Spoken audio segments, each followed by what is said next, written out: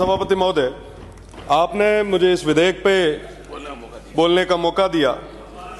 सबसे पहले तो मैं गर्व से कहता हूं, मैं हिंदू हूं, सौभाग्यशाली हूं कि राजस्थान जैसे खुशहाल भाईचारे वाले प्रदेश व भारत जैसे धर्मनिरपेक्ष देश का नागरिक हूं। भारत के संविधान ने सभी को समान बराबर अधिकार दिए हैं। अगर मैं अधिकारों की बात करूं, अनुच्छेद 14 समानता का अधिकार देता है, अनुच्छेद 15 धर्म जाति के आधार पर भेदभाव निषेध का अधिकार देता है, अनुच्छेद 19 का 1 का ई कहीं भी निवास करने का अधिकार हमें देता है, अनुच्छेद 21 जीवन और व्यक्तिगत स्वतंत्रता हमें देता है। माननीय सभापति महोदय, इस बिल में क्या हमारे मौलिक अधिकारों की सुरक्षा हो पा रही है? यह बिल क्यों आया है? राजस्थान जैसे खुशहाल प्रदेश में इस बिल की आवश्यकता क्यों पड़ी? 1991 में गुजरात में बिल आया, डिस्टर्ब एरिया बिल। 80 के दशक में वहां दंगे हुए थे। क्या राजस्थान में इस तरीके की कभी घटनाएं हुई? मैं जहां से आता हूं, बाड़मेर, जैसलमेर, बालोतरा, उस पश्चिमी राजस्थान से, ईश्वर के आशीर्वाद से और तमाम उन लोगों के भाईचारे की बदौलत आज तक वहां कभी किसी तरीके की कोई दंगे की, कोई तमाम इस तरीके की वैमनस्य की घटना नहीं घटित। पर फिर भी हम राजस्थान में, अरे कौन नहीं पढ़न दिया, हां बिल्कुल राजस्थान में, अरे बिल्कुल साहब सुन तो लो, सुनने की हिम्मत रखो प्लीज, कोई डिस्टर्ब नहीं करेगा। सुनने की हिम्मत रखो, अभी तो आया हूं, धीरे धीरे सुनो। किसी का भी इस बिल की राजस्थान को जरूरत ही नहीं थी। सिर्फ एक कारण है इस बिल को लाने का, वैमनस्य कैसे फैला है, हम किस तरीके से धर्म के आधार पे, जाति के आधार पे लड़ाएं ताकि हमें वोट आसानी से मिले। यह ना सत्ता पक्ष का अकेले का कहना नहीं है, विपक्ष का भी वही हाल है।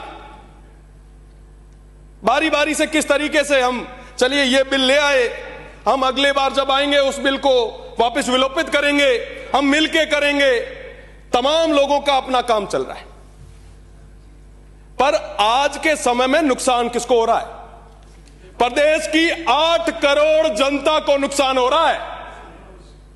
पूर्ववर्ती सरकार जब सत्ता में थी, जिनके अभी ये हिमाकत बने हुए बैठे हैं विपक्ष के तमाम मेरे साथी, मैं बताना चाहूंगा कि पिछले 70 सालों में वो अल्पसंख्यक समुदाय, वो मुसलमान, वो हमारे देश के नागरिक, उनको शिक्षा से भी वंचित रखने का काम किया तो हमारे विपक्ष ने किया, हमारी कांग्रेस की सरकार ने किया। आप देखेंगे कि उनको किस तरीके से डरा के, तमाम चीजों से दूर रख के, उनको एक वोट के रूप में, अगर पढ़ लिख लिए ना साहब, वो हमें वोट नहीं करेंगे, उनको डरा डरा के किस तरीके से वोट दिए। अब क्या हो रहा है साहब? अब जो सत्ता पक्ष है वो कह रहा है कि साहब आप बड़े खतरे में, ओ हो साहब, इससे नुकसान आम व्यक्ति को होगा। आज हम बात कर रहे हैं विकसित राजस्थान बनाने की, 2047 में हम विकसित राजस्थान बनाएंगे। मैं दावे के साथ कह सकता हूं, क्या इस तरीके से आप विकसित राजस्थान बनाएंगे? क्या वैमनस्य के आधार पर वो विकसित राजस्थान की नींव आप रखेंगे? हम किस तरफ जा रहे हैं? आज के समय में महंगाई पे बात होनी चाहिए, बेरोजगारी पे बात होनी चाहिए, शिक्षा के बात होनी चाहिए, चिकित्सा की बात होनी चाहिए। नहीं करेंगे साहब, उनसे वोट थोड़ी ना मिलता है। वोट तो इन तमाम बिलों से मिलता है। लड़े आपस में, सब चाहते हैं लड़े। इस तरीके से इस प्रदेश को बांटना आप बंद करें। मैं किसी की पैरोकारी नहीं करूंगा, पर हकीकत यह जाननी जरूरी है। मैं विधानसभा और लोकसभा दोनों का चुनाव लड़ा, मुझे दोनों ही चुनाव में अल्पसंख्यक समुदाय के वोट नहीं मिले, पर फिर भी मैं उनकी बात करूंगा। यही लोकतंत्र की खूबसूरती।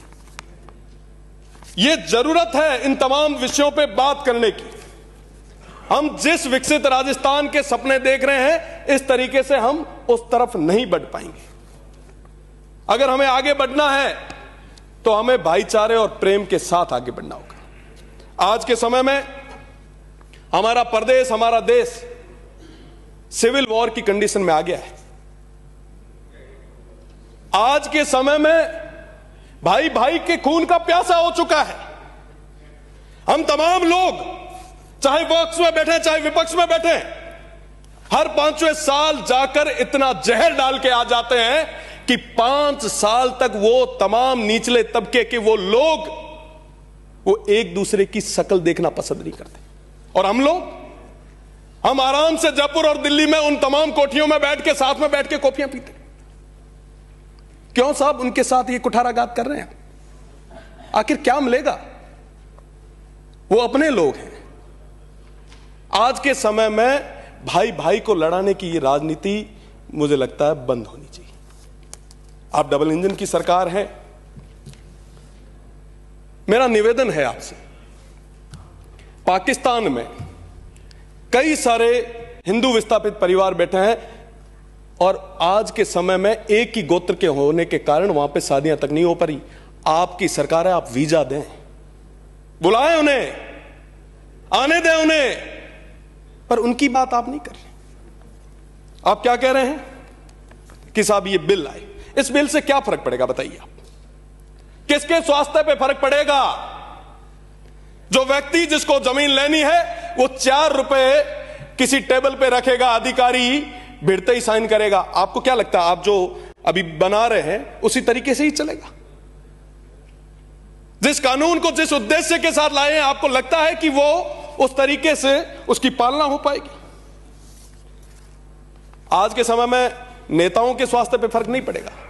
आम जनता जो है ऐसे कानूनों की वजह से वो परेशान होगी।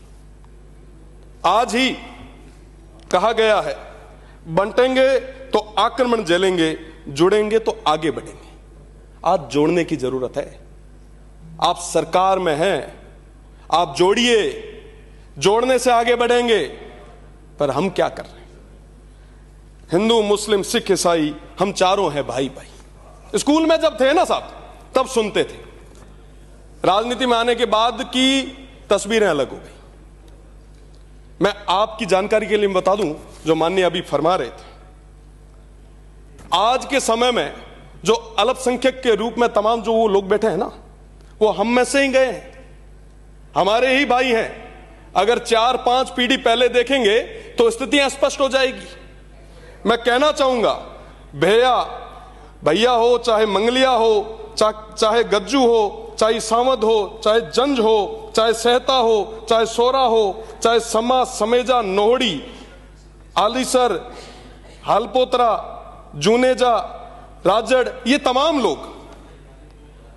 तमाम लोग हमारे अपने लोग हैं, जिन्होंने आजादी की लड़ाइयां भी हमारे साथ लड़ी है। 65 और 71 के युद्ध भी हमारे साथ लड़े हैं। काल और अकाल में भी उस मजबूती के साथ सीमा पे रहे हैं। आज के समय में आप उनको कमजोर करना चाहते हैं? क्या ये ठीक है? मैं पैरोकारी नहीं कर रहा हूं। मैं स्पष्ट रूप से कहना चाहता हूं कि अगर कोई देश का विरोधी है तो उसके खिलाफ सख्त कार्रवाई होनी चाहिए, पर जो देश का नागरिक है उसके मौलिक अधिकारों की भी सुरक्षा होनी चाहिए। राज आज है, काले जातो रहे ठाक नहीं पड़े। आज से पहले भी तमाम लोग आए थे, कोई स्थायी रहा क्या? एक समय था जब गांवों में अपनायत हुआ करती थी, प्रेम हुआ करता था, पर आज के समय में कितना जहर राजनीति से, चाहे मैं भी क्यों नहीं, हम सभी ने मिलके किस तरीके से अपनायत को चूर चूर किया है। मैं एक वाकया आपको सुनाना चाहता हूं। मैं जिस गांव में रहता हूं, मेरा गांव जो है दूधोड़ा, उसमें हमारे साथ राजड़ रहते हैं। यूनिवर्सिटी में हुआ करता था उस समय। दादाजी के साथ में एक बैठक में गया। हमारे अली खान साहब हुआ करते थे, वो देवलोक हो गए। वहां देखा कि मेरे दादाजी की आंखों में आंसू थे। आप विचार करो कितना प्रेम हुआ करता था। आज ये स्थितियां क्यों बन रही है? क्यों हम तुष्टीकरण और ध्रुवीकरण की राजनीति पे आ गए हैं? देखिए, मुझे तो 25 साल की उम्र में प्रदेश की देवतुल्य जनता, शिव की देवतुल्य जनता ने प्रदेश की सबसे बड़ी पंचायत दिखाई है। राजनीति, मेरा निवेदन है पक्ष के और विपक्ष के तमाम साथियों से कि अपने सिद्धांतों पे करें। उस बॉर्डर को मजबूत करने में तमाम लोगों का पूरा साथ और सहयोग रहा है।